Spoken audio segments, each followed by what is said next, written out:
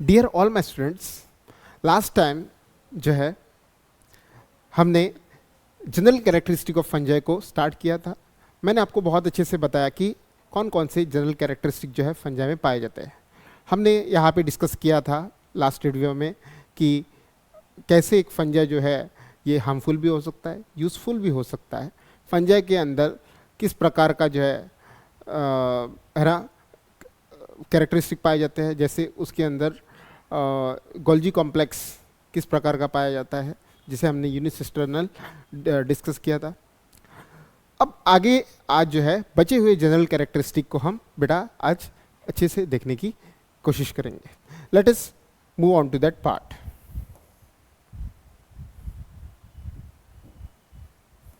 तो बेटा last time जो है हमने यहाँ तक देखा था, हमने देखा था कि फंजाई के अंदर यूनिसिस्टर्नल मतलब सिंगल सिस्टर्न पाया जाता है जो कि गोल्जी कॉम्प्लेक्स को रिप्रेजेंट करता है।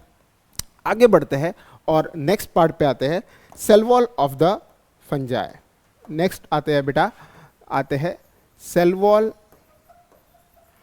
अब सेल वॉल की जब बात होती है तो आपने समझना है कि सेल वॉल फंजाई का कैसे बनता है। लेट अस सी। मान लेते हैं कि फंजाई के पास ऐसे कुछ सेल्स है, राइट। फंजाई के पास बेटा क्या है, सेल है ना। जैसे सेल 1 है, सेल 1, उसके बाद सेल 2 है और उसके बाद सेल जो है तीसरा सेल है ना। मान लेते हैं 3 सेल है। सेल के अंदर आप अगर देखो तो सेल के अंदर क्या पाया जाता है, सेल के अंदर न्यूक्लियस पाया जाता है, राइट। सेल के अंदर क्या पाया जाएगा बेटा, there should be presence of what, nucleus. और साथ ही साथ सेल के अंदर क्या पाया जाएगा, there is presence of cytoplasm, है ना। ये तो ऑलरेडी आपको पता होगा कि एक यूकैरियोटिक सेल के अंदर न्यूक्लियस होता है और साइटोप्लाज्म, क्योंकि आपका फंजाई भी यूकैरियोटिक है, उसके अंदर भी न्यूक्लियस और साइटोप्लाज्म रहेगा। अब सेल के बाहर बाउंड्री जो होती है बेटा, ये बाउंड्री क्या होती है, इसे हम प्लाज्मा मेम्ब्रेन कहते हैं। क्या कहते हैं, प्लाज्मा मेम्ब्रेन कहते हैं, है ना। अब यहां तक जो भी है आपके पास, है ना, प्लाज्मा मेम्ब्रेन, न्यूक्लियस, इस सब को मिला के हम क्या कहते हैं, इसे हम प्रोटोप्लास्ट कहते हैं। क्या कहते हैं, इसे हम प्रोटोप्लास्ट कहते हैं, है ना। मतलब plasma membrane which is surrounding the cytoplasm, उसे हम प्रोटोप्लास्ट कहते हैं। अब देखो सेल वॉल क्या होता है कि प्लाज्मा मेम्ब्रेन के बाहर भी एक क्या रहेगा, मेम्ब्रेन रहेगा, है ना। प्लाज्मा मेम्ब्रेन के बाहर भी बेटा क्या रहेगा, एक ऐसे मेम्ब्रेन रहेगा। अब ये मेम्ब्रेन जो है प्लाज्मा मेम्ब्रेन के बाहर, प्लाज्मा मेम्ब्रेन जो है इसके बाहर एक मेम्ब्रेन है जो कि मैंने यहाँ पे ग्रीन कलर से शो किया है, ठीक है। अब ये ग्रीन कलर से जो मेम्ब्रेन मैंने शो किया है बेटा, ये क्या है, ये बेसिकली क्या है, इट इज सेल वॉल। ये क्या है, दिस इज सेल वॉल। अब ये सेल वॉल जो होता है फंजाई के अंदर, ये किससे बनता है, it is made up of chitin, है ना। ये काइटिन से बना होता है। अब आप पूछोगे कि काइटिन क्या होता है, ठीक है। तो सेल वॉल किससे बना होता है, ये काइटिन से बना होता है ना। अब मैं एक बहुत ही सिंपल एग्जांपल के साथ आपको समझाता हूं। मान लेते कि आपका एक दीवार जो बेटा है, दीवार किससे बना है, ईंटों से बना है, राइट। अब ईंटें क्या है, ईंटें एक दीवार की छोटे छोटे यूनिट्स है, और दीवार क्या है, एक छोटे छोटे यूनिट से बना हुआ क्या है, बहुत बड़ा एक स्ट्रक्चर है। अब मान लेते कि ये जो ईंट है, ये एक जो है आपका मोनोमर है, राइट। मोनोमर है, मोनोमर का मतलब क्या है, सिंगल यूनिट है। बहुत सारी ईंटा बेटा मिला दे तो हमें क्या मिलेगा, हमें मिलेगा पॉलीमर। इसका मतलब समझो कि काइटिन जो है, काइटिन एक पॉलीमर है ना।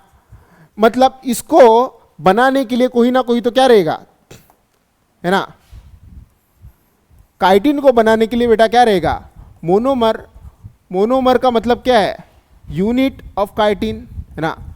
इसका यूनिट रहेगा, मतलब जैसे ईटा थी ना, तो ईटा के बदले कोई ना कोई तो काइटिन क्या है, एक दीवार है, और ईटा क्या है, एक मोनोमर है। तो काइटिन अगर दीवार है तो काइटिन क्या है, पॉलीमर है। तो ईटा जो है वो मोनोमर रहेगा, तो मोनोमर यहाँ पे कोई ना कोई तो होना चाहिए। तो मोनोमर कौन है यहाँ पे? मोनोमर दिखता है हमें नेक।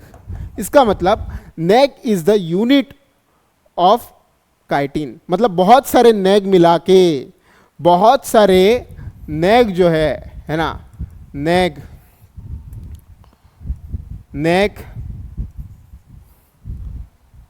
उसके बाद नेग नेग है ना, ऐसे आपको बहुत सारे मिला के बेटा क्या बनता है?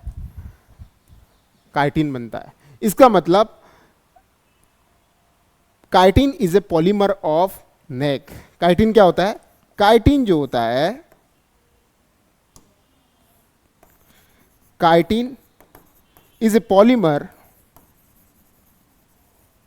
Of neck. अब ये नेक क्या है बेटा?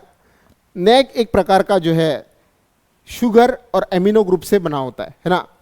इसका फुल फॉर्म होता है एन एसिटाइल ग्लूकोज अमाइन। क्या होगा? एन एसिटाइल ग्लूकोज अमाइन इसका फुल फॉर्म रहेगा। ओके, तो आई होप आपको समझ में आया। प्लांट के अंदर जैसे सेल वॉल सेलुलोज से बना होता है, वैसे याद रखना कि फंजाई के अंदर सेल वॉल जो होता है वो काइटिन से बना होता है। काइटिन क्या है? काइटिन एक पॉलीमर है जो मोनोमर से बना होता है, मतलब सिंगल सिंगल यूनिट से बना होता है। ये यूनिट जो होते हैं वो नेग होते हैं। नेग का फुल फॉर्म बेटा क्या है? N acetyl glucosamine. इसका मतलब बहुत सारे नेग मिला के हमें एक पॉलीमर मिलता है ना। इसका मतलब नेग मोनोमर है, और ये पॉलीमर भी ही जो है उसे हम क्या कहते हैं? एक फंजाई का सेल वॉल है। अब यहाँ पे आपको एक डाउट आया होगा, क्या हर एक फंजाई के अंदर काइटिन ही पाया जाएगा? क्या किसी फंजाई के अंदर काइटिन के अलावा भी कोई भी एक सेल वॉल का कंपोनेंट रहता है क्या? तो बेटा ऐसा देखने को मिलता है। इसका मतलब काइटिन के लिए एक्सेप्शन पाया जाता है ना। Exception for chitin. देखा जाता है कि एक फंजाई है बेटा जिसे हम ऊमाइसिटिस कहते हैं। क्या कहते हैं? ऊमाइसिटिस। अब ऊमाइसिटिस जो है ये एक अल्गल फंजाई होता है। क्या होता है? Algal fungi. और एल्गे हमें पता है, एल्गे किसका पार्ट है? एल्गे प्लांट का पार्ट होता है बेटा, है ना। ऊमाइसिटिस क्या है? एल्गल फंजाई है। आप अगर एनसीईआरटी देखोगे, एनसीईआरटी के अंदर ऊमाइसिटिस नहीं दिखेगा आपको। क्यों? क्योंकि आप अगर देखो बेटा तो एनसीईआरटी के अंदर आपको क्या दिखेगा? फाइकोमाइसिटिस दिखेगा। अब फाइकोमाइसिटिस को अगर आप डीप स्टडी करोगे अलग अलग मॉड्यूल्स में, तो वहां पे आपको दिखेगा फाइकोमाइसिटिस के अंदर दो आते हैं कैंडिडेट्स। एक आता है जाइगोमाइसिटिस, है ना, और एक आता है ऊमाइसिटिस। इसका मतलब ऊमाइसिटिस जो है वो कहीं ना कहीं पे फाइकोमाइसिटिस का ही पार्ट है। ठीक है, ऊमाइसिटिस क्या है? एक फाइकोमाइसिटिस का ही पार्ट है। अब यहां पे देखो, अपना जो जाइगोमाइसिटिस है ये तो काइटिन से बना होता है ना, लेकिन आपका ऊमाइसिटिस जो है इसके अंदर देखा जाता है कि इसका सेल वॉल जो है बेटा, सेल वॉल किससे बना होता है? सेल वॉल इसका सेलुलोज से बना होता है। किससे? सेलुलोज। अब सेलुलोज किसके अंदर पाया जाता है? सेलुलोज तो प्लांट के अंदर पाया जाता है। और यही रीजन है कि आपको जो है ऊमाइसिटिस जो है इसे क्या कहा जाता है? एल्गल फंजाई कहा जाता है, क्योंकि जस्ट लाइक प्लांट ऊमाइसिटिस के अंदर सेल वॉल किससे बना होता है? सेलुलोज। तो ये एक एक्सेप्शन है जहां पे काइटिन फंजाई, मतलब ऊमाइसिटिस फंजाई होके भी इसमें काइटिन नहीं रहेगा, इसमें सेलुलोज रहेगा। तो ये एक बेटा एक्सेप्शन है, ये पूछा जा सकता है। आगे बढ़ते हैं। आई होप यहां तक क्लियर है। फंजाई का सेल वॉल किससे बना होता है? काइटिन से बना होता है। Chitin is a polymer of N acetyl glucosamine, जिसे हम शॉर्ट फॉर्म में नेक कहते हैं। एक्सेप्शन है ऊमाइसिटिस। ऊमाइसिटिस एक एल्गल फंजाई है जो कि फाइकोमाइसिटिस के अंडर ही आती है। इसके अंदर जो है सेल वॉल काइटिन का ना होकर किसका होता है? सेलुलोज का होता है। गुड, आगे बढ़ते हैं। नेक्स्ट जो है बेटा हम पढ़ेंगे कि based on morphology of the mycelium हम कैसे एक फंजाई को डिवाइड कर सकते हैं, है ना।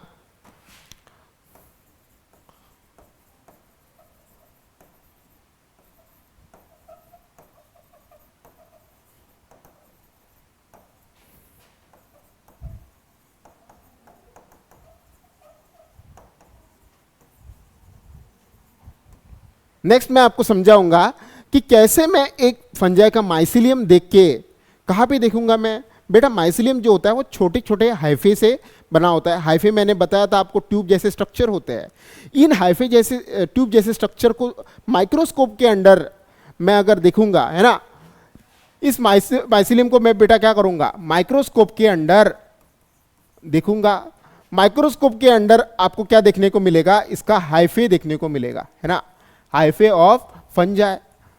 अब हाइफे ऑफ फंजाई देखने से मैं किस प्रकार का फंजा है उसे मैं क्या कर पाऊंगा बेटा, बता पाऊंगा। अब ये कैसे होता है, लेट अस सी।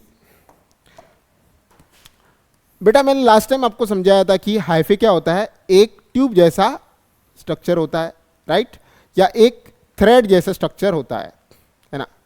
अब यहां पे आप देखो एक थ्रेड जैसे स्ट्रक्चर बनाया, मैं और एक स्ट्रक्चर बनाऊंगा,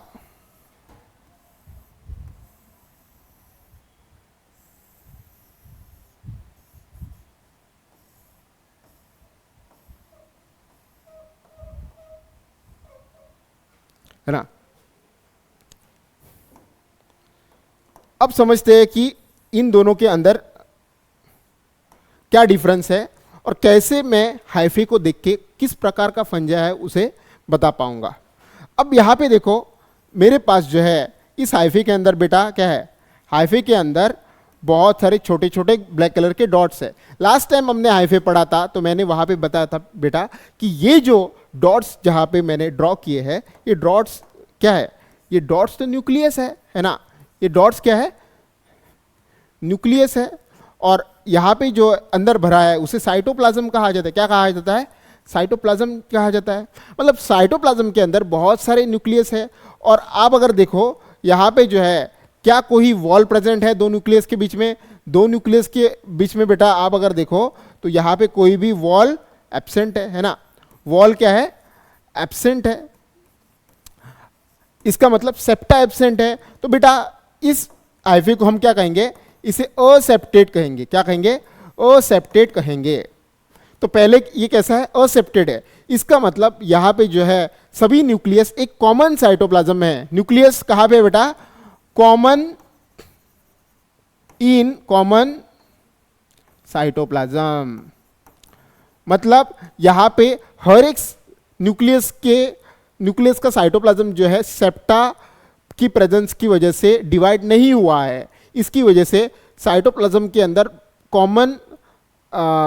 कॉमनली सभी न्यूक्लियस प्रेजेंट है। इसलिए आप अगर देखोगे तो यहाँ पे एक कंडीशन देखने को मिलेगा जहाँ पे एक साइटोप्लाज्म में बहुत सारे न्यूक्लियस है। इसे हम मल्टी न्यूक्लिएटेड कहते हैं। क्या कहते हैं, मल्टी न्यूक्लिएटेड कंडीशन कहते हैं, है ना।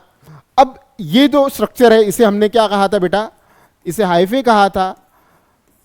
अब ध्यान से देखो, ऐसा हाइफे है ना, हाइफे जिसके अंदर सेप्टा नहीं होता है, जिसके अंदर सेप्टा नहीं होता है और कंडीशन क्या रहता है, मल्टी न्यूक्लिएटेड, जहां पे बहुत सारे न्यूक्लियस एक कॉमन साइटोप्लाज्म में पाए जाते हैं, ऐसे हाइफे को हम सिनोसाइटिक हाइफे कहते हैं। क्या कहते हैं, सिनोसाइटिक हाइफे कहा जाता है।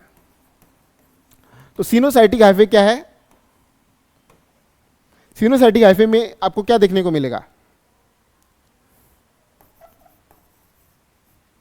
Multi nucleated condition where many nucleus are found in common cytoplasm, common cytoplasm, है ना। बहुत सारे न्यूक्लियस बेटा कहाँ पे पाए जा रहे हैं, कॉमन साइटोप्लाज्म में।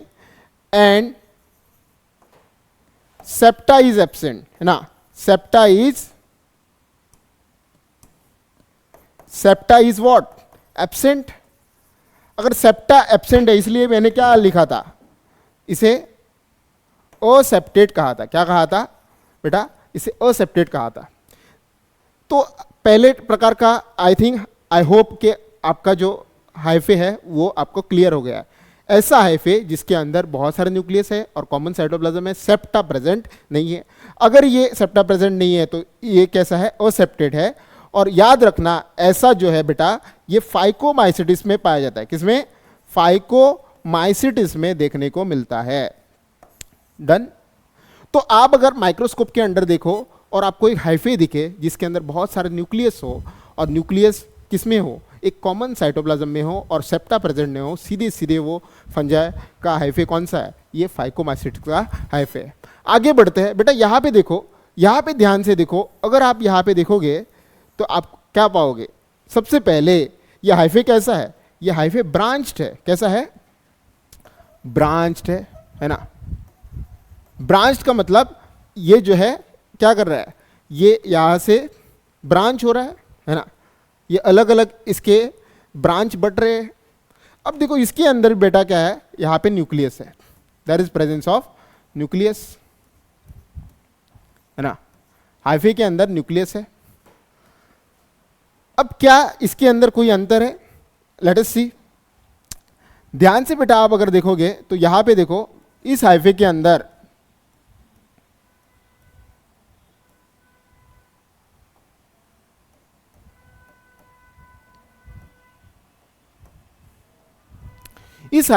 आप क्या देखोगे, there is a presence of septa. इस हाइफे के अंदर क्या देखोगे, सेप्टा प्रेजेंट, है ना। सेप्टम क्या है बेटा, प्रेजेंट है। अगर सेप्टम अगर प्रेजेंट है इस हाइफे के अंदर, सेप्टम अगर प्रेजेंट है, इसका मतलब ये हाइफे कैसा हुआ, ये तो सेप्टेट है ना। पहले तो ये कैसा है, सेप्टेट है। साथ ही साथ आप अगर देखो इसके अंदर न्यूक्लियस प्रेजेंट है, राइट। अब न्यूक्लियस के सराउंडिंग देखो, आगे भी सेप्टा है, पीछे भी सेप्टा है। इसकी वजह से यहां पे आप अगर देखो तो एक सेल के अंदर कितने न्यूक्लियस है, एक न्यूक्लियस है ना। एक सेल के अंदर बेटा कितने न्यूक्लियस है, तो इसका मतलब ये हाइफे जो है ये मोनोकैरियोटिक, मोनो का मतलब सिंगल, कैरियन का मतलब न्यूक्लियस, ये मोनोकैरियोटिक हाइफे है। कैसा है, मोनोकैरियोटिक हाइफे है। Is is clear. Monokaryotic hyphae जो होता है उसे बेटा प्राइमरी माइसिलियम कहा जाता है। क्या कहा जाता है, प्राइमरी माइसिलियम कहा जाता है, क्योंकि हाइफे ही मिला के क्या बनता है, हाइफे ही मिला के माइसिलियम बनता है। तो इसे जो है प्राइमरी माइसिलियम कहा जाता है, जिसके अंदर हर एक सेल के अंदर कितना, एक न्यूक्लियस देखने को मिलता है। इसका मतलब ये जो हाइफे है एक तो ब्रांच है और दूसरा ये तो एक ब्रांच है, और साथ ही साथ इसके अंदर सेप्टेट है ना। तो दो चीजें आपको देखने को मिलती है यहाँ पे, एक तो सेप्टेट है और एक ब्रांच्ड है। अब आप देखो तो ये किस किस में पाया जाता है ना। तो आप देखोगे ये या तो किस में पाया जाएगा, या तो एस्कोमाइसिटिस, या तो एस्कोमाइसिटिस में पाया जाएगा, या तो ये बेसिडियो माइसिटिस के अंदर बेटा पाया जाएगा। तो इसके बाद आप पूछोगे सर अगर ये एस्कोमाइसिटिस में पाया जाता है और बेसिडियोमाइसिटिस में पाया जाता है तो मैं कैसे बताऊं कि एस्कोमाइसिटिस में कौन सा होता है और बेसिडियोमाइसिटिस में कौन सा होता है। अब चलो बेटा इसके लिए भी जो है बहुत ही इंटरेस्टिंग सी आपको मैं ट्रिक बताता हूं। अगर ये एस्कोमाइसिटिस में पाया जाता है तो देखो ध्यान से क्या होगा।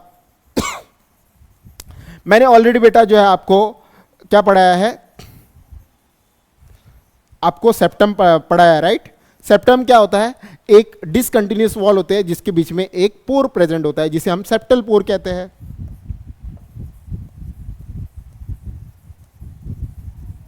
अब ध्यान से देखो यहां पे,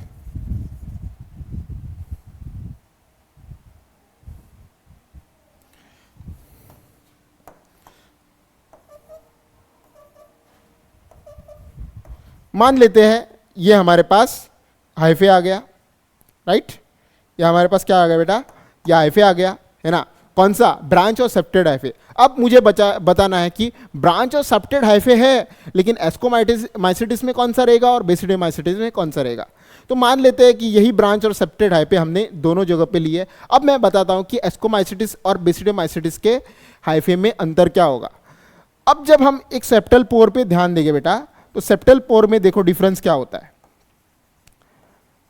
जब हम एस्कोमाइसिटिस पे नजर डालते हैं तो आप अगर देखो इसके सेप्टल पोर में ज्यादा तामझाम नहीं रहता है। इसका मतलब एस्कोमाइसिटिस जो है बेटा इसके अंदर सिंपल सेप्टल पोर पाया जाता है। क्या पाया जाता है, सिंपल सेप्टल पोर पाया जाता है। क्या पाया जाता है, सिंपल सेप्टल पोर। लेकिन आप जब बेसिडोमाइसिटिस के सेप्टल पोर को देखोगे, इसमें थोड़ा तामझाम होता है। और तामझाम का मतलब क्या होता है, यहाँ पे एक स्पेशल स्ट्रक्चर देखने को मिलता है ना। और इस स्ट्रक्चर को बेटा हम डोलीपोर कहते हैं। क्या कहते हैं? डोलीपोर होता है। अब डोलीपोर क्या है उसे समझाता हूँ। अगर इसको आप ध्यान से देखो तो ये जो स्ट्रक्चर है, राइट, ऐसा स्ट्रक्चर है। इसके अंदर आप अगर देखो तो ऐसा कुछ है ना, ऐसा कुछ स्ट्रक्चर है ना, ये देखो ऐसा कुछ स्ट्रक्चर है। अब इस स्ट्रक्चर के अंदर आप अगर ध्यान से देखो तो जहाँ पे पोर है, पोर का आप अगर स्ट्रक्चर ध्यान से देखोगे तो जो पोर है इसका आकार एक सिलेंडर जैसा है। कैसा है? एक सिलेंडर, या मानो कि एक बैरल जैसा है, राइट। बैरल आपको पता होगा, एक सिलेंडर या बैरल जैसा है ना, एक सिलेंडर या बैरल जैसा है।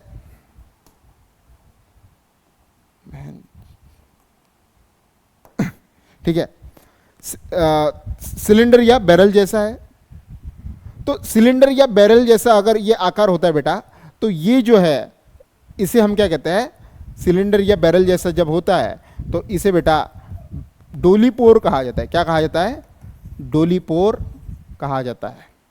इसका मतलब अगर बेसिडियोमाइसिटिस के अंदर ब्रांच और सेप्टेड हाइफे होता है तो उसके अंदर सिंपल सेप्टल पोर की वजह क्या होता है? डोलीपोर होता है ना। मतलब अगर मुझे एक हाइफे मिले तो ब्रांच और सेप्टेड के अंदर अगर सिंपल पोर है, डोली पोर है, तो वो एस्कोमाइसिटिस को बिलोंग करेगा। डोली पोर है इसका मतलब बैरल या सिलेंड्रिकल पोर है, तो इसे हम क्या कहेंगे? इसे हम बेसिडियोमाइसिटिस का हाइफे कहेंगे।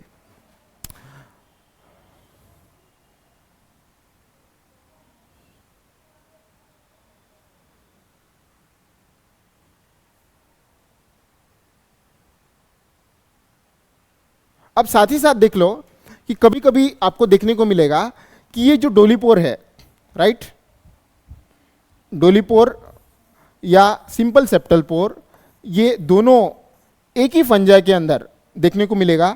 अब ये फंजाई कौन सा है बेटा? ये एक ड्यूट्रोमाइसिटिस है, ड्यूट्रोमाइसिटिस। अब आप पूछोगे एक फंजाई के अंदर दोनों फंजाई कैसे प्रेजेंट होते हैं? तो बेटा ध्यान में रखना है कि ड्यूट्रोमाइसिटिस जो होता है एक कौन सा है? एक टेम्पररी क्लास है, टेम्पररी क्लास है। इसका मतलब जब कोई फंजाई डिस्कवर होता है तो सबसे पहले फंजाई को कहाँ पे रखा जाता है? ड्यूट्रोमाइसिटिस। इसका मतलब ड्यूट्रोमाइसिटिस के अंदर एस्कोमाइसिटिस भी पाया जा सकता है या बेसिडोमाइसिटिस। इसलिए इसके अंदर जो है आपको या तो डोलीपोर भी देखने को मिलेगा या तो सिंपल सेप्टल पोर भी देखने को मिलता है। ओके, आई होप बेटा आपको यहाँ पे अच्छी तरह से समझ में आया होगा कि कैसे मैं एक हाइफे के बेसिस पे एक फंजाई को क्या कर सकता हूँ, अच्छे से जान सकता हूँ कि किस प्रकार का फंजाई है।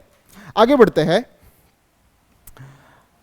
आगे जब बढ़ेंगे बेटा तो बहुत इंपॉर्टेंट टॉपिक आता है, और ये टॉपिक जो है वो आपके फंजाई को समझने या ना समझने प्रोसेस में जो है बहुत इंपॉर्टेंट फैक्टर बनेगा। अब ये कौन सा कॉन्सेप्ट है? ये कॉन्सेप्ट है बेटा रिप्रोडक्शन का।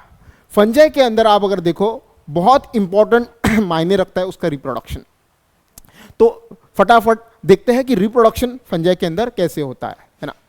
जब मैं एक रिप्रोडक्शन लिखता हूं फंजाई के अंदर, ठीक है, तो रिप्रोडक्शन फंजाई के अंदर बेटा कैसे होगा? लेट अस सी। फंजाई के अंदर रिप्रोडक्शन में अगर ब्रेक डाउन करूं तो रिप्रोडक्शन 3 प्रकार से होता है। एक होता है वेजिटेटिव,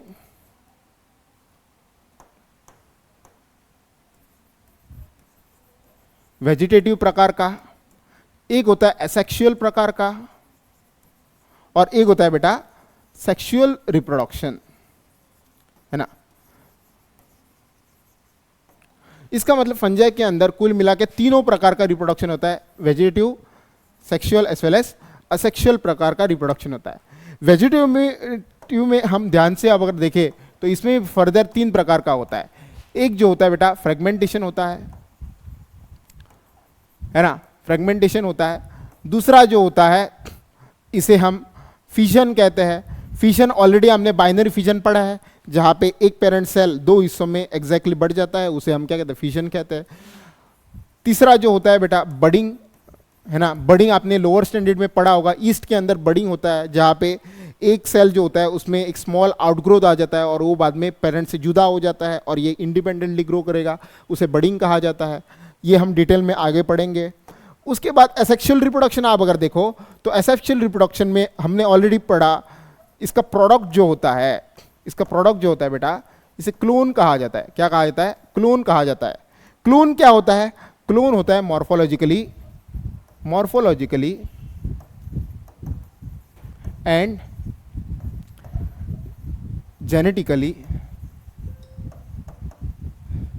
सिमिलर, राइट। मतलब अगर कोई ऑर्गेनिज्म बन रहा है, ये मॉर्फोलॉजिकली दिखने में और जेनेटिकली सेम हो, पेरेंट जैसा ही हो, तो उसे हम क्लोन कहते हैं। अब इसलिए आप अगर देखो एसेक्सुअल रिप्रोडक्शन, है ना, टेक प्लेस बाय माइटोसिस, है ना, माइटोसिस। तो इसमें माइटोसिस देखने को मिलता है। माइटोसिस क्या होता है? इक्वेशनल डिवीजन होता है ना। माइटोसिस क्या होता है बेटा? इक्वेशनल डिवीजन होता है। हमेशा याद रखना, इक्वेशनल डिवीजन जब होता है तब कोई भी सेल, दो सेल के अंदर आपको कोई भी चेंज नहीं देखने को मिलेगा। दोनों, यूं मान लो कि दोनों सेल्स जो है एग्जैक्टली एक दूसरे की क्या रहेंगे? कार्बन कॉपी रहेंगे, ठीक है। अब साथ ही साथ आप अगर देखो एसेक्सुअल रिप्रोडक्शन जो है ये बाय स्पोर फॉर्मेशन होता है। कौन सा? By spore formation. तो यहां पे आपको देखने को मिलेगा कि अलग अलग प्रकार के स्पोर बनते हैं। अब क्योंकि ये स्पोर माइटोसिस से बनते हैं बेटा, इन स्पोर को जो है नाम दिया जाएगा माइटोस्पोर्स, है ना। इन स्पोर को हम क्या देंगे नाम? इनको माइटोस्पोर्स कहेंगे। इसको मैं बहुत अच्छे से आपको डिटेल में पढ़ाऊंगा कि किस किस प्रकार के एसेक्सुअल रिप्रोडक्शन में स्पोर पाए जाते हैं, मतलब माइटोस्पोर जो कि एसेक्सुअल रिप्रोडक्शन के दौरान बनते हैं वो किस किस प्रकार के होते हैं। अगर वो आपने अच्छे से जान लिया तो फंजाई जो है आपके लिए एक पीस ऑफ केक हो जाएगा, मतलब बहुत ही आसान आपको फंजाई हो जाएगा। तीसरा आता है सेक्सुअल रिप्रोडक्शन। सेक्सुअल रिप्रोडक्शन बहुत इंपॉर्टेंट है। सेक्सुअल रिप्रोडक्शन आप अगर देखो बेटा, ये मियोसिस इसमें इन्वॉल्व होता है। क्या होता है? मियोसिस। इसलिए जो स्पोर बनते हैं इन्हें मियोस्पोर्स कहा जाता है ना। मतलब आपने यहां पे समझ लिया होगा कि सेक्सुअल रिप्रोडक्शन में भी क्या होता है? स्पोर फॉर्मेशन होता है ना, स्पोर फॉर्मेशन होता है। लेकिन यहां पे स्पोर फॉर्मेशन जो है बेटा, ये किसका नतीजा है? मियोसिस का। अब मियोसिस कब होगा? अब देखो मियोसिस कब होगा उसे समझना पड़ेगा। मियोसिस तब हो सकता है जब दो सेल, हैप्लॉइड सेल मिले और जाइगोट तैयार हो। लेकिन एक कॉन्सेप्ट यहां पे बेटा समझा देता हूं कि फंजाई जो होता है, हमेशा याद रखना, एक फंजाई जो होता है, फंजाई जो होता है इट इज ऑलवेज क्या रहेगा बेटा? ये हैप्लॉइड रहेगा। और हैप्लॉइड को हम कैसे डिनोट करते हैं? एन से। तो फंजाई जो होता है हमेशा क्या रहता है? हैप्लॉइड रहता है, जिसको हम एन से लिखते हैं। लेकिन अगर आपको मियोसिस चाहिए तो कहीं ना कहीं से आपको 2n का जुगाड़ करना पड़ेगा। अब ये कैसे होता है? ये 3 स्टेप से होता है। कैसे? 3 स्टेप से होता है। होता यह है कि फंजाई जो है वो बेटा गैमीट बनाता है। फंजाई क्या बनाता है? फंजाई गैमीट बनाता है। ऑफ कोर्स गैमीट कौन बनाएगा? अपोजिट सेक्स, जैसे मेल रहेगा फीमेल रहेगा, राइट। फंजाई गैमीट बनाएगा, मतलब दो गैमीट एन और एन, ये 2 गैमीट बनेंगे। अब ये दोनों गैमीट जो है बेटा साथ में आएंगे, है ना। साथ में आने से क्या हो जाएगा? ये एन और एन, मतलब इस गैमीट के साइटोप्लाज्म मिलेंगे। सबसे पहले क्या होगा? साइटोप्लाज्म मिलेगा। तो इस प्रोसेस को हम क्या कहते हैं बेटा? प्लाज्मोगेमी कहते हैं। क्या कहते हैं? प्लाज्मोगेमी। ध्यान से देखो, यहां पे क्या नहीं होगा? यहां पे न्यूक्लियस अभी तक क्या नहीं हुए। जैसे इसके अंदर बेटा न्यूक्लियस रहेगा एन, और इसके अंदर भी न्यूक्लियस रहेगा। क्या न्यूक्लियस इनका फ्यूज हुआ है? क्या न्यूक्लियस तो फ्यूज नहीं हुआ है। यहां पे बस क्या फ्यूज हुआ है? यहां पे साइटोप्लाज्म फ्यूज हुआ है, इसलिए प्लाज्मोगेमी का तो पहला स्टेप है।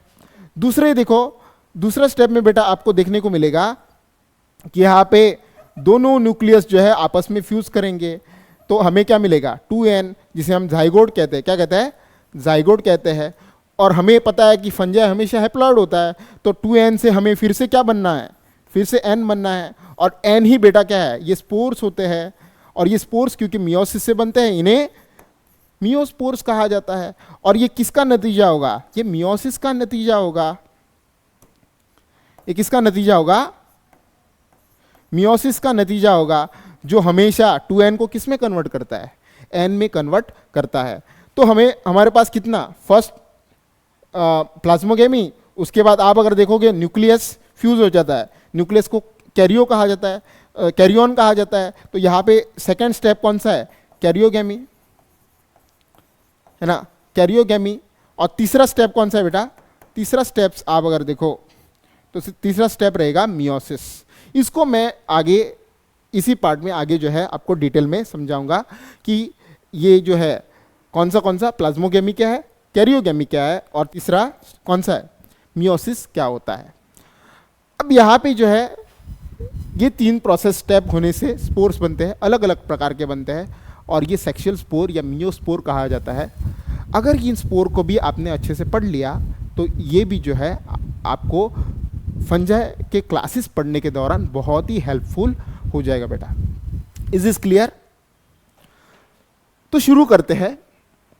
जनरली आप अगर देखो एनसीईआरटी में वेजिटेटिव रिप्रोडक्शन बहुत ही सबसे पहले आरंभ में पढ़ाया गया है, लेकिन हम क्या करेंगे, सबसे पहले इंपॉर्टेंट एसेक्सुअल रिप्रोडक्शन को अच्छे से देखने की कोशिश करते हैं।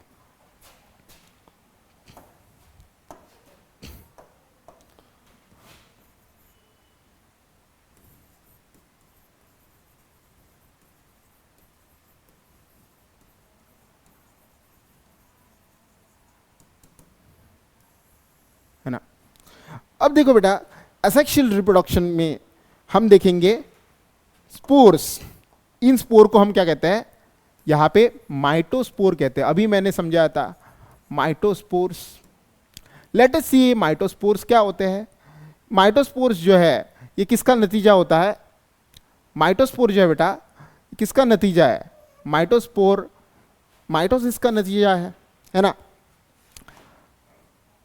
अब देखा जाता है कि माइटोस्पोर जो है ये 2 कंडीशन के दौरान बनते हैं। कब बनते हैं? ये 2 कंडीशन के दौरान बनते हैं, है ना। याद रखना, या तो ये फेवरेबल कंडीशन के दौरान बनेंगे या तो ये अनफेवरेबल, है ना। या तो ये फेवरेबल नहीं तो अनफेवरेबल कंडीशन के दौरान बनते हैं।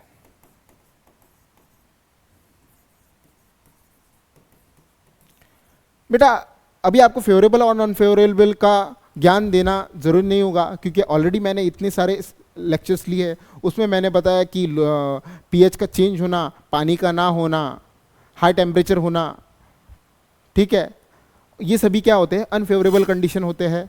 जबकि ठीक ठाक ह्यूमिडिटी हो, पीएच का नॉर्मल होना, उसके बाद बहुत सारा पानी का होना, ठीक है, और टेम्परेचर आइडियल होना जो कि नॉर्मल बॉडी को जो सूट करता है फंजाई के, वो होना, ये सभी क्या होगा? नॉर्मल कंडीशन होगा। तो फेवरेबल और अनफेवरेबल कंडीशन के दौरान आपको अलग अलग प्रकार के माइटोस्पोर देखने को मिलते हैं। लेट अस सी कि फेवरेबल और अनफेवरेबल कंडीशन के दौरान क्या कौन से माइटोस्पोर होंगे। याद रखना बेटा कि फेवरेबल कंडीशन के दौरान ऐसे माइटोस्पोर बनेंगे जो कि कैसे होंगे? जो थीन वॉल्ड होते हैं। कौन से होते हैं? थीन वॉल्ड होते हैं। जबकि अनफेवरेबल कंडीशन में ऐसे माइटोस्पोर बनेंगे जो कि कैसे होंगे? जो थिक वॉल्ड होते हैं। जाहिर सी बात है ना, थिक वॉल्ड होंगे तो इन पे कोई भी एनवायरमेंट का बेटा असर नहीं होगा, क्योंकि मोटे चमड़ी के होंगे, है कि नहीं। थिन वॉल्ड होंगे तो ये जो है फेवरेबल कंडीशन के दौरान बनेंगे। अब समझते हैं कि इनमें कौन कौन से प्रकार के होते हैं। थिन वॉल्ड के अंदर आप अगर देखो ऐसे बन सकते हैं, है ना, जो कि किसके अंदर हो? वो एक्वेटिक फंजाई के अंदर बन सकते हैं। कौन से? एक्वेटिक फंजाई के अंदर बन सकते हैं, है ना। और दूसरा टेरेस्ट्रियल फंजाई के अंदर बन सकते हैं, है ना। एक्वेटिक फंजाई के अंदर बन सकते हैं, है थिन वॉल्ड होके कौन से किसके अंदर बन सकते हैं? एक तो ये एक्वेटिक फंजाई के अंदर बन सकते हैं, और दूसरा कैसे बन सकता है बेटा? ये टेरेस्ट्रियल फंजाई के अंदर भी बन सकता है। एक्वेटिक फंजाई के अंदर सबसे पहले पढ़ते हैं। एक्वेटिक फंजाई को बेटा जो है ऊमाइसिटिस कहा जाता है, ऊमाइसिटिस। और ऊमाइसिटिस पता है बेटा ये किसका पार्ट है? ये है फाइकोमाइसिटिस, है ना, ये फाइकोमाइसिटिस के अंदर है। अब फाइकोमाइसिटिस में जो ऊमाइसिटिस है ये एक्वेटिक, मतलब ये पानी में रहने वाला है, इसलिए ऊमाइसिटिस को ही हम क्या कहते हैं? इसे वाटर मोल्ड कहा जाता है। क्या कहा जाता है? वाटर मोल्ड, मतलब पानी में रहने वाला अकेला फंजा। इसलिए फाइकोमाइसिटिस को छोड़ के बाकी सभी फंजाई जो बेटा है, जैसे एस्कोमाइसिटिस है ना, जैसे बिसिडियोमाइसिटिस है, ड्यूट्रोमाइसिटिस है, ज़्यादातर ये फंजाई कैसे है? टेरेस्ट्रियल पे रहने वाले फंजाई, जबकि ऊमाइसिटिस अकेला जो फाइकोमाइसिटिस के अंडर है वो कहाँ पे है? पानी में रहने वाला, इसलिए उसे वाटर मोल्ड कहा जाता है।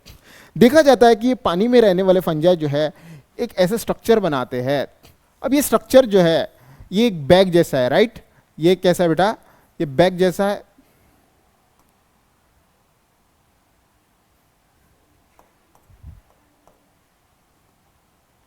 ये कैसा है? एक बैग जैसा है, राइट? अब ये बैग जो है, इस बैग को क्या कहा जाता है? इस बैग को बेटा जू स्पोरेंजिया कहा जाता है। क्या कहा जाता है? जू स्पोरेंजिया कहा जाता है, याद रखना। इस बैग को क्या कहा जाएगा बेटा? जू स्पोरेंजिया। अब जू स्पोरेंजिया जो है उसके अंदर बेटा क्या बनेगा? जू स्पोर बनते हैं। क्या बनते हैं? जू स्पोर बनते हैं,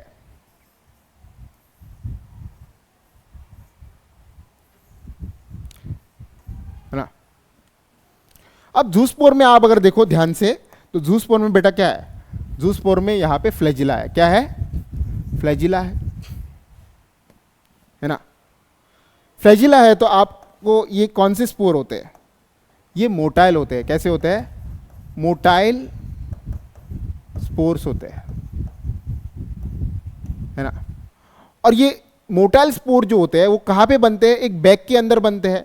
अगर बैग के अंदर बनते हैं इसका मतलब किसी प्रोटेक्टेड एनवायरनमेंट में अंदर की तरफ बनते हैं, तो इसका मतलब जू स्पोरेंजिया जो है इसके अंदर जो फ्लैजिला बनते हैं ये अंदर की तरफ बनते हैं, तो ये एंडोजिनस होते हैं। कैसे होते हैं?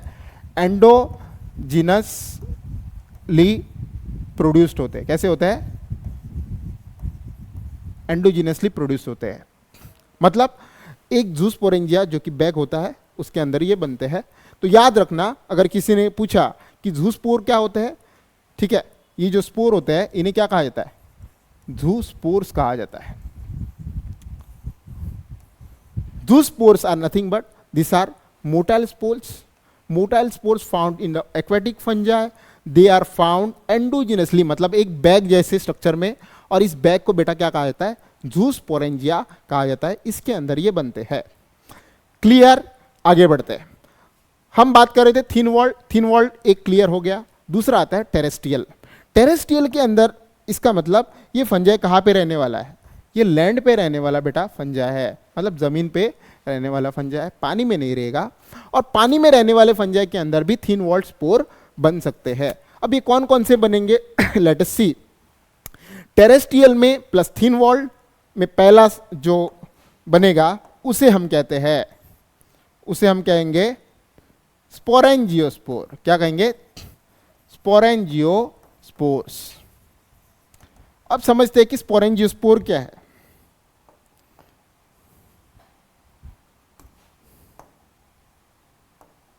जैसे स्ट्रक्चर है,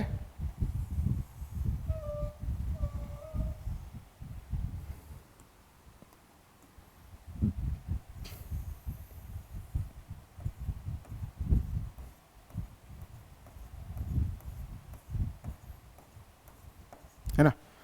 अब ध्यान से देखो कि यहां पे जो है एक दंडी जैसी है, राइट? एक दंडी जैसी है बेटा। अब ये दंडी जो है ये किसकी पार्ट है? इसके ऊपर एक बैग जैसा है ना। दंडी के ऊपर क्या है? बैग है। इस बैग को जो है क्या कहा जाएगा बेटा? स्पोरेंजिया कहा जाएगा। क्योंकि ये पानी के अंदर था इसे हमने जू स्पोरेंजिया कहा। ये जमीन के ऊपर है और एक दंडी के ऊपर है, इसे स्पोरेंजिया। तो ये दंडी जो होती है जो ब्लू कलर में मैंने ड्रॉ की है, इस दंडी को बेटा जो है क्या कहा जाएगा? इस दंडी को जो है इसे स्पोरेंजियोफोर कहा जाता है, इसे स्पोरेंजियोफोर कहा जाता है, राइट।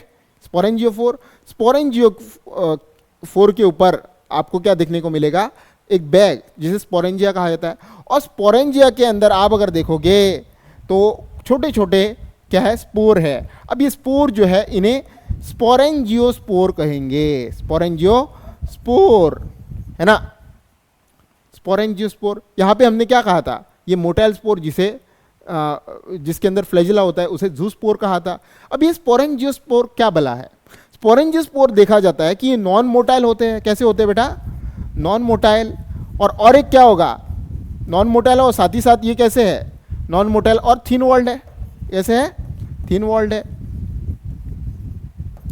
ना।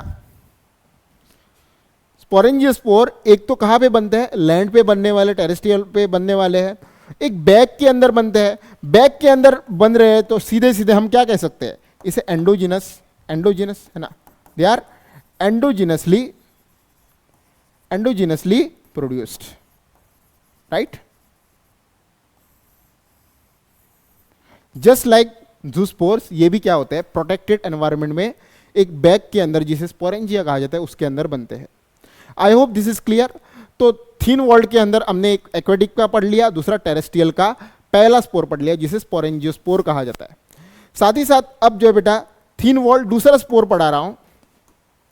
अब ये दूसरा स्पोर जो है इसे कोनिडिया कहा जाता है। क्या कहा जाता है, कोनिडिया। अब कोनिडिया समझाने के लिए मैं क्या करता हूं, एक फंजाई का जो है डायग्राम बनाता हूं। बाय द वे ये स्पोरेंजियोस्पोर के लिए जो मैंने ड्राइंग बनाया बेटा, ये राइजोपस का है। किसका है, राइजोपस का ड्राइंग है ना। अब इस फॉलन पार्ट जो होता है यहाँ पे इसे कॉल्यूमेला कहा जाता है। क्या कहा जाता है, कॉल्यूमेला कहा जाता है ना, एक्स्ट्रा पार्ट है, आप लिख सकते हो। इसको समझाने के लिए मैं एक फंजाई का जो है क्या करूंगा, इसका डायग्राम लेता हूं।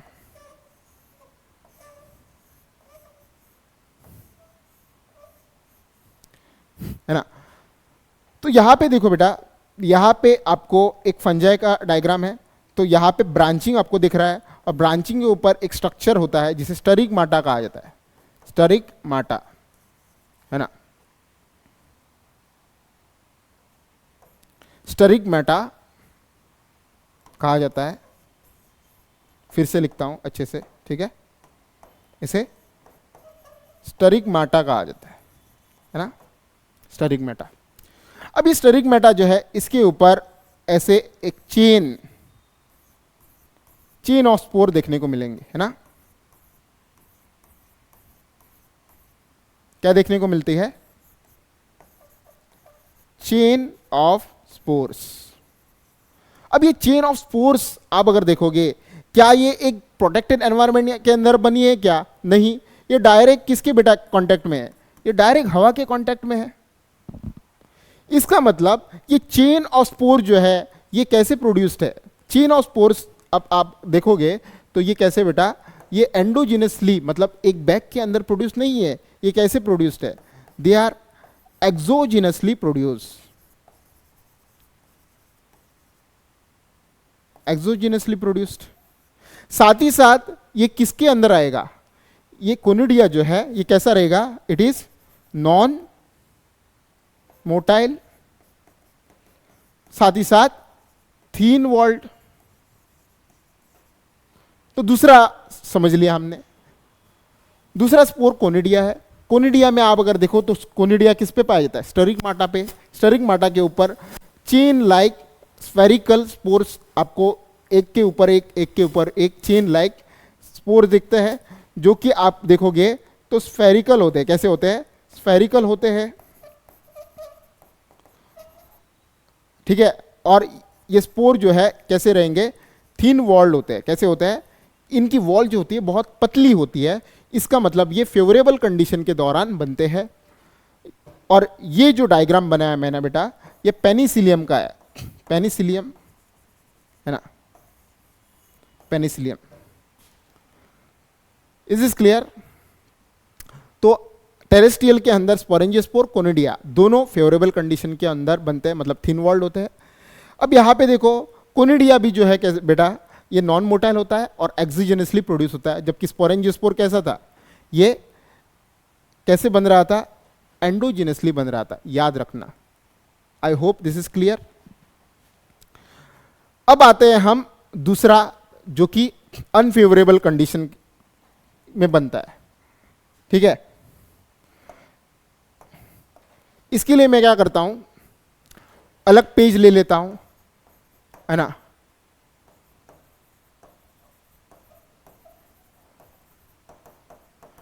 अनफेवरेबल कंडीशन में बनने वाले कौन सा, माइटोस्पोर्स।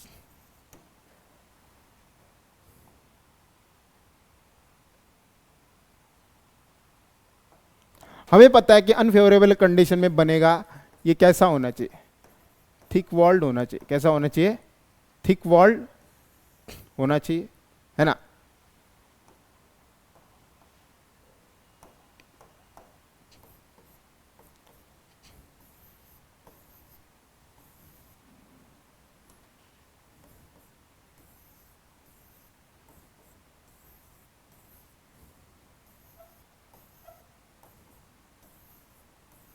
अब ध्यान से देखो बेटा, तो यहां पे आपको जो स्पोर दिख रहा है, ये स्पोर है थिक वॉल्ड। ये कैसे है, this are thick walled spore, है ना।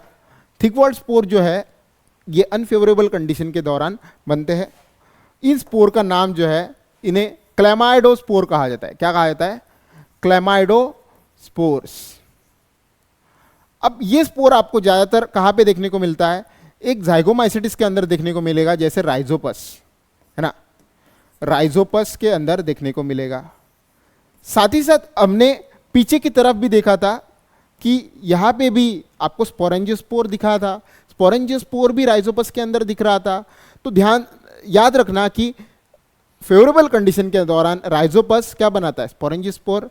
अब जब अनफेवरेबल कंडीशन होता है, वही राइजोपस क्या बनाता है, थिक वॉल्ड स्पोर बनाता है, जिन्हें क्लेमाइडोस्पोर्स कहा जाता है। अब क्लेमाइडोस्पोर भी जो है बेटा, ये कैसा रहेगा, क्लेमाइडोस्पोर भी थिक वॉल्ड रहता है ना, और ये माइटोस्पोर रहेगा, मतलब माइटोसिस का प्रोडक्ट है। तो इससे जो भी फंजा आएगा वो भी क्या रहेगा, क्लोन रहेगा। Is this clear. तो आई होप कि बेसिक जो स्पोर्स है ना, बेसिक जो स्पोर हमें पढ़ने चाहिए एसेक्सुअल के, वो कौन कौन से थे। एक जूस्पोर थे, है ना। जूस्पोर क्या होते हैं, एक्वेटिक फंजाई में पाए जाते हैं, जो कि एक बैग के अंदर, जिसे जूस्पोरेंजिया कहा जाता है, उसके अंदर पाए जाते हैं। ये मोटाइल होते हैं, याद रखना। उसके बाद नॉन मोटाइल कौन कौन से होते हैं, टेरेस्ट्रियल फंजाई के अंदर जो पाए जाते हैं नॉन मोटाइल होते हैं। ये एयर से डिस्पर्स्ड होते हैं। एक तो स्पोरेंजियोस्पोर होते हैं जो एंडोजेनसली प्रोड्यूस होता है, और एक होता है एक्सोजेनसली प्रोड्यूस, जिसे हम कोनिडिया कहते हैं। अब ये दोनों जो है, तीनों जो है, कोनिडिया, स्पोरेंजिया और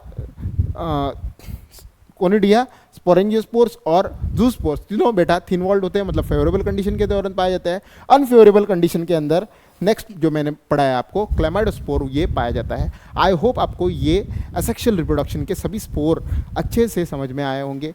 क्यों बेटा, क्योंकि अगर ये अच्छे से समझ में आया तो आगे जाके फंजाई आपके लिए क्या हो जाएगा, पीस ऑफ केक हो जाएगा। आई होप आपको ये वीडियो बहुत अच्छे से समझ में आया होगा। अगर नहीं आया होगा बेटा, एक बार सही से दोहरा के देख लेना, है ना। अगर कुछ समझ में नहीं आया तो कमेंट में बता देना, ठीक है। I hope I will meet you in next lecture. Next lecture में जो है हम sexual reproduction as well as vegetative reproduction, ये जनरल कैरेक्टरिस्टिक का पार्ट कंप्लीट करेंगे, और उसके बाद बेटा मैं आपको फंजाई का क्लासिफिकेशन जो है बहुत अच्छे से समझाने की कोशिश करूँगा। I hope you are having a good day and thanks for watching my video.